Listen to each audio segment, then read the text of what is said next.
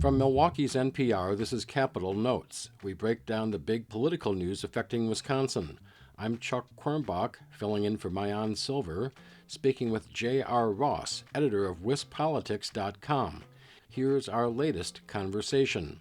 Well, hi, J.R. Welcome to we're only about 30 days away from the election edition of Capital Notes. Oh, thanks for having me.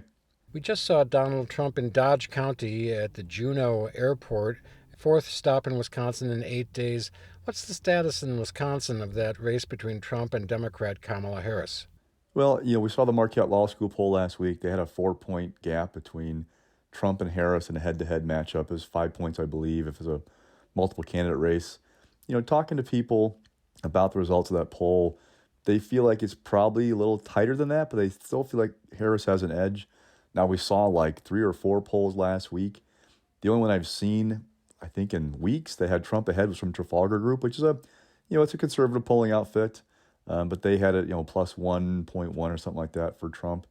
One of the big questions hanging out there is what might change this race in the final 3 weeks, because even Marquette was off by a little bit. It's been remarkably stable. Nothing's really moving people. You still have the Middle East situation. That could be, they can't really control that. And then there's also the response to Hurricane Helene. There are all kinds of misinformation coming out of Western North Carolina, Eastern Tennessee. They're being judged politically, essentially, how they respond to it. And if, the Trump and those folks are successful and painting as a failure, that could maybe hurt Kamala Harris come November in those swing areas. Next up, the second biggest race between Democratic incumbent Senator Tammy Baldwin and challenger Eric Hovde. Hovde got to speak twice to the audience in Juneau on Sunday. There are sort of these rumors floating around that the race is closer than the 7-point Baldwin lead that Marquette says. What do we know there? Look, the Senate Leadership Fund, which is aligned with Mitch McConnell, the Republican leader for Republicans in the U.S. Senate, they announced they're going to spend $17 million in Wisconsin's race between last week and the end of the election. They wouldn't be doing that if it was a 7-point race. They believe it is winnable. Now, the key is, and everybody I've talked to, they believe that Eric Hovde needs Donald Trump to win Wisconsin to have a shot. I haven't found anybody yet to argue to me credibly that Eric Hovde could win even if Kamala Harris wins Wisconsin. He just hasn't proven to have any crossover appeal for Democrats just yet, so it's not likely he could win if Harris does.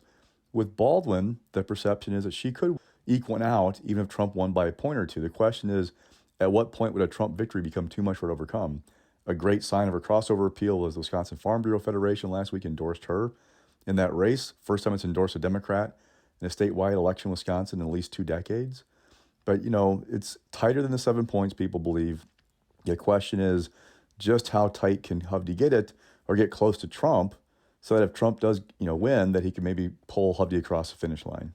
One more question, not involving elections. The state Supreme Court this week is going to hear a very important school funding case.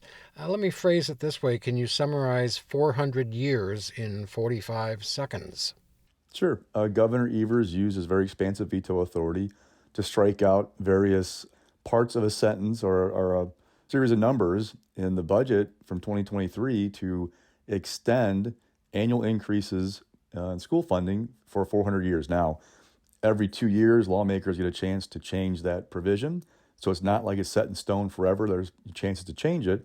But it is another example of the creative use the governors have had or found with their veto pens. The question is going to be for the court, did it go too far?